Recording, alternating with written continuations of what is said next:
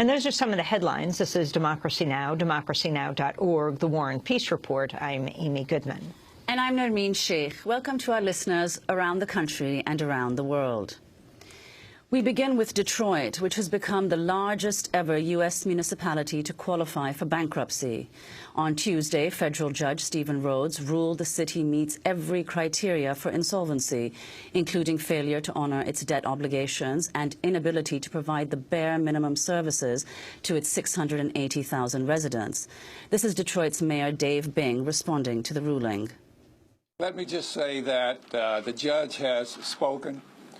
And I do think it's a tough day for all of us here in Detroit. I believe since I came to office, with the crisis that we had, this was inevitable. I don't think anybody necessarily wanted to go in this direction, but now that we're here, it's more important that we work together as opposed to continuing to fight each other. That was Detroit Mayor Dave Bing. The bankruptcy ruling puts tens of thousands of retired city workers' pensions at risk, overriding protections in the state constitution. The city faces about $18 billion in debt, of which $3.5 billion is pension obligations. Detroit's emergency manager, Kevin Orr, has told public unions to brace for significant cuts, but has not laid out details. General workers' pensions in Detroit average around $19,000 per year. Orr welcomed Tuesday's bankruptcy ruling. We are gratified with the court's ruling today regarding the city's eligibility to pursue a plan of adjustment under Chapter 9 of the Federal Bankruptcy Code. While we are very pleased, we remain very concerned about the need to adjust the city's debt, to improve its level of services for its citizens, and to also prepare for the city to exit this receivership in a fashion that restores democracy to the city. That was Detroit's emergency manager, Kevin Orr. By the new year, Orr will present a, quote, plan of adjustment in bankruptcy court that will clarify how much pensions will be cut. The plan may also include a fire sale of city assets that could result in public utilities and the Detroit Institute of Arts collection being bartered off to private bidders. Detroit's bankruptcy filing marks a grim milestone in the decline of what was once the country's fourth largest city, known as the Motor City, the birthplace of the middle class. Opponents of Detroit declaring bankruptcy say the city failed to engage in good faith negotiations with retirees and municipality workers. Emails from before Orr's appointment reportedly suggest that bankruptcy was a foregone conclusion. The local chapter of the American Federation of State, County and Municipal Employees, or AFSCME, has already appealed the bankruptcy ruling in a bid to protect its union members' pensions and benefits. Meanwhile, a new study says Detroit's emergency manager may be exaggerating claims of an $18 billion debt while misplacing blame for the city's fiscal woes. The progressive think tank Demos says Detroit's problems stem not from its liabilities, from a decline, in fact, in public revenues and involvement in harmful Wall Street schemes. To talk more about the crisis, we're joined by the Demos Report author, Wallace Turbeville, senior fellow at Demos and author of the report, The Detroit Bankruptcy. He's formerly a vice president at Goldman Sachs in the Municipal Finance Department. And in Detroit, we're joined by Edward McNeil, who worked for the city of Detroit for 25 years as an arborist. He retired in '98 and now works for AFSCME Council 25 in Michigan, one of the union representatives currently bargaining for the rights of Detroit's employees and retirees.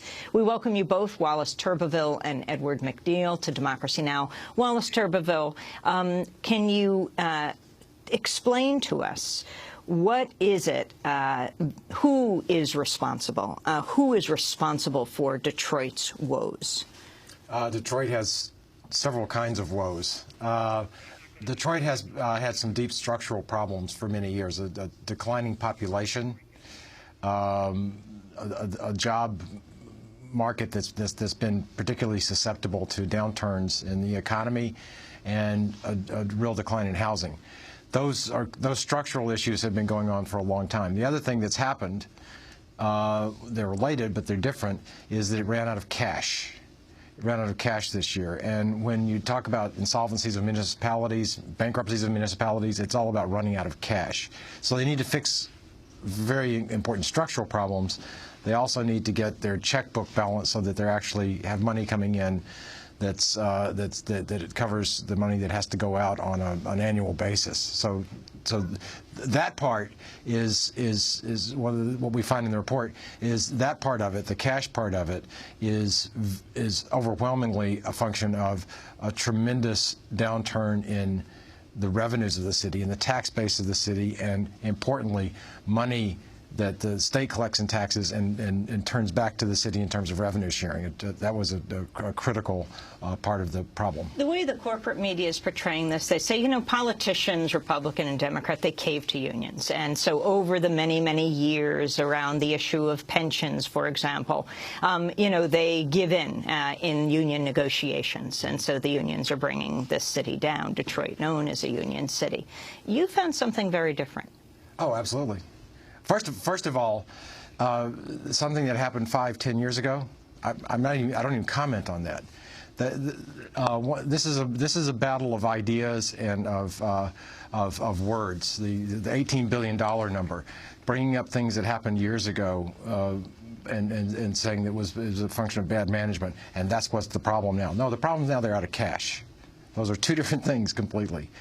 But the point is that the facts don't show, as we sit here today, and as we look at the last 5 years, that any of that's true. The city has cut its operating budget by 38% in the last 5 years in response to the Great Recession. So the benefits. We in the report we talk about the health care benefits are very comparable to other cities, and if we've got that all laid out. Anybody who wants to go look can think of their own health insurance and whether it's comparable. It is. The issue of pensions, $19,000 a year for non-uniformed employees. I have to ask, does anybody think that's excessive? The figure is $30,000 for uniformed employees. If you look at police, firefighters, police and fire, if you look at that compared with every other city in the United States, it's on the low end. So there is no demonstrable evidence that this cash crisis has been caused by the expense side of the ledger, leaving aside some of the financial deals. So what is it, Wallace, about a municipal bankruptcy that people should understand? First of all, how often is it the case that cities in the U.S. run out of money?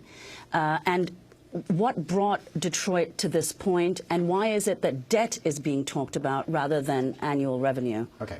Let me do the last part first. Why is debt being talked about? And let's get that out of the way. $18 billion is a fantasy number. And I can start the explanation by just saying one of the components of that is $5.8 billion of water and sewerage revenue bonds. Those revenue bonds are for a system that's not just Detroit. It serves 40% of the population of the state of Michigan. That's 3 million people. Detroit is 700,000 people. The emergency manager added that into the list. It has Detroit on the cover sheet. That's what it says, Detroit. But that's not debt of the city, and it isn't paid from the budget of the city, and it's for this broader enterprise. So just as an example, the $18 billion number is a fantasy. But more importantly, and more sort of centrally, the idea of some gross debt number being important is just not true. Municipalities have historically gone bankrupt infrequently.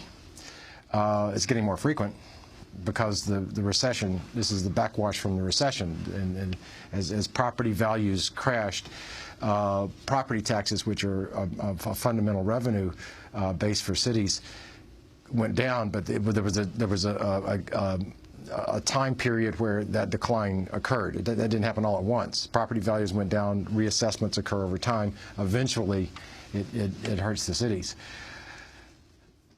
Cities are all about cash.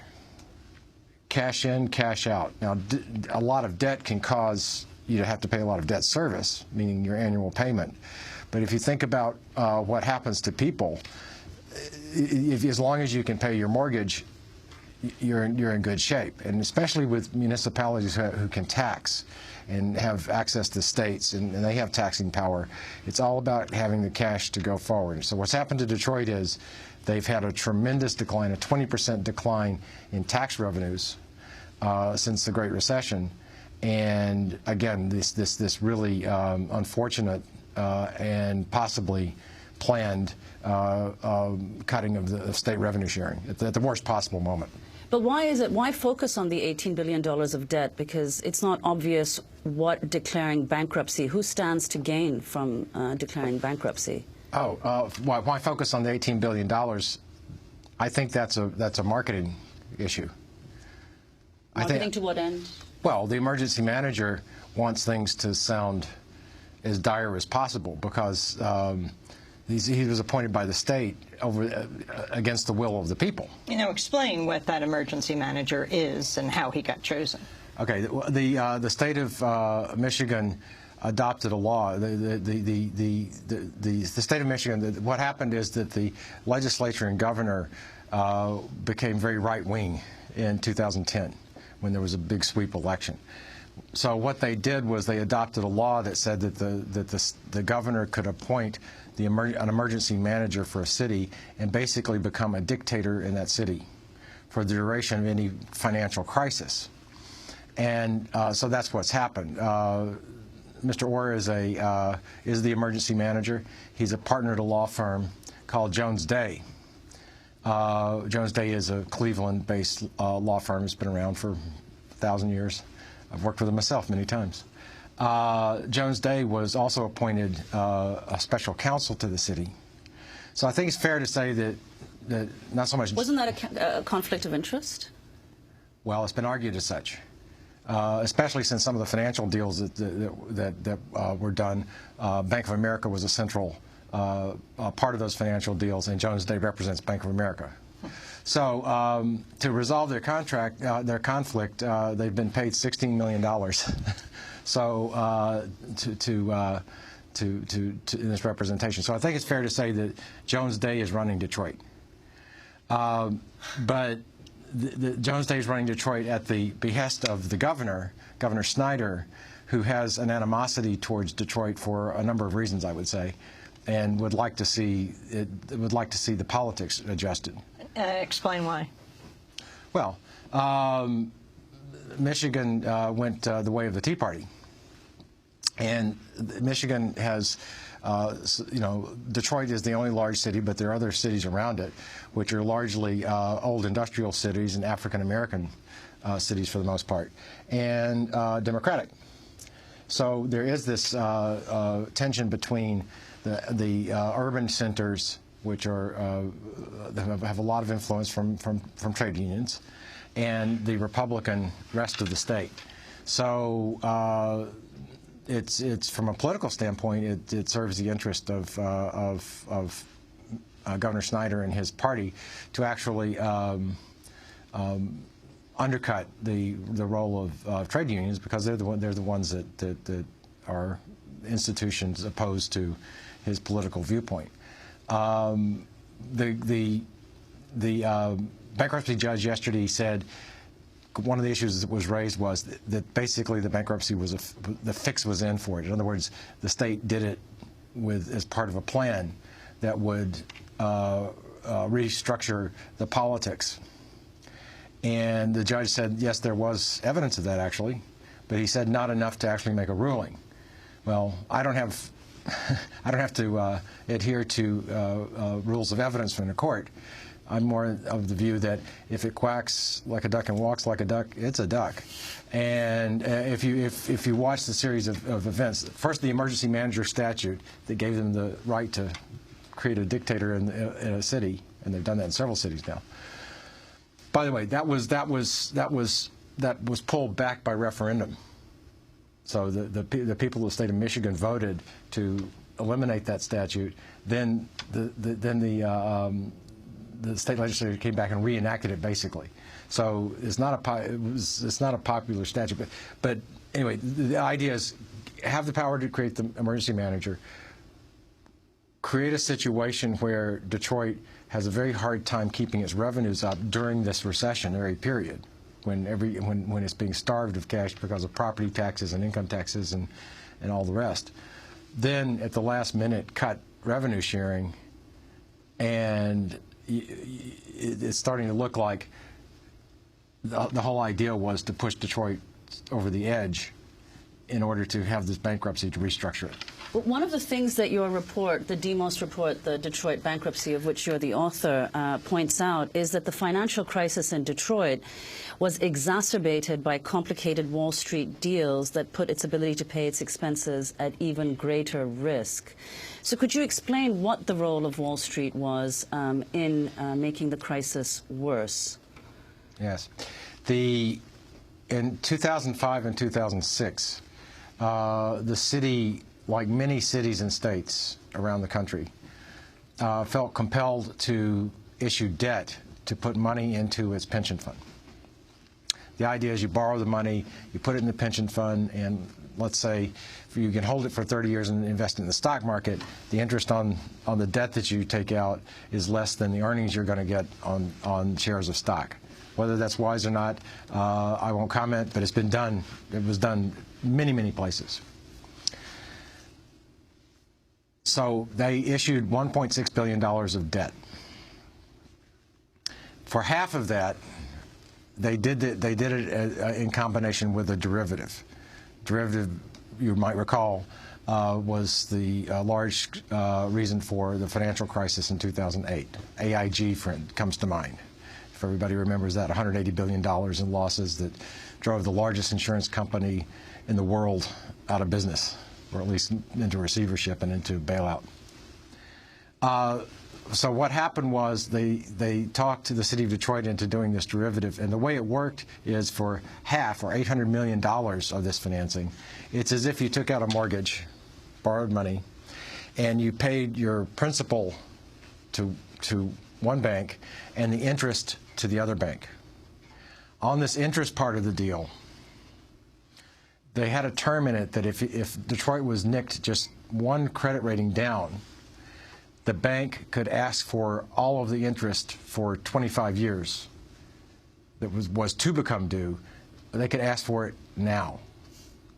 Now, the city of Detroit had been, I worked in the city of Detroit as a banker at Goldman in 1990 to keep them from getting downgraded, and we successfully managed that, to do financing to do that. The city of Detroit has been on the edge of investment grade, non-investment grade for decades. So to do that transaction in 2005 and 2006 and include a term which says all of your interest for 20 years is due now if you get downgraded was just imprudent beyond imagination. I've never seen anything like it. And indeed, of course, that's what happened. And so one of the major issues under discussion right now is that the banks have come and said, I want my interest now. And the question is whether that's going to be adjusted by the bankruptcy court, whether it's negotiated some other way. Right now, the emergency manager has shown no inclination to negotiate that as strongly as I think it should be, frankly. Wallace Turbeville, what are the recommendations of your report? I have the happy role of not having to actually implement anything, so I can think widely about what should be done. I think one of the things, right now they have a cash shortfall, according to the emergency manager, of about $200 million a year. First of all, I think that's inflated. As part of the whole thing of the $18 billion pushing up how dire things are, the emergency manager inflated what the unfunded, in other words, part of the pension liability is. That is the future liabilities to pay pensions to people. What do you have to put aside to cover that? What the city has to put aside, and then so you get a number like that, and then you say, how many years do you pay it off? And so what the emergency manager has done is calculated a number that's very, very large using assumptions that are not typical, and then said pay it off really quick, which means that the cash demand on the city is very, very high. That's a little bit like the whole $18 billion thing, and make it as bad as possible. So one thing is to address the pension liability issue and the funding of it in a way that actually is practical and will work. That would reduce the $200 million gap. The second thing is to collect taxes better. They have a serious problem of so-called reverse commuter income taxes, meaning people who live inside the city of Detroit, work outside, they're supposed to pay income taxes, but they don't properly track that you're actually making money outside the city. That's easily tracked. You just get on the database for federal income taxes. That's an important thing. But I think most importantly, that what should happen, and what should have happened before this bankruptcy was ever filed, is that the state of Michigan has to recognize that they're both responsible at a certain level, and also it's in their interest. It's in the interest of the entire state to increase the revenues of the city of Detroit over a period of time. So the revenues have to be pumped up. Well, Wallace Turbeville, we want to thank you very much for being with us, and we're sorry we weren't able to go to Detroit. Our guest there didn't show up, but we will, of course, continue to follow this issue. Wallace Turbeville is Senior Fellow at Demos and author of the report, The Detroit Bankruptcy. He was formerly a Vice President at Goldman Sachs in the Municipal Finance Department. This is Democracy Now!, democracynow.org.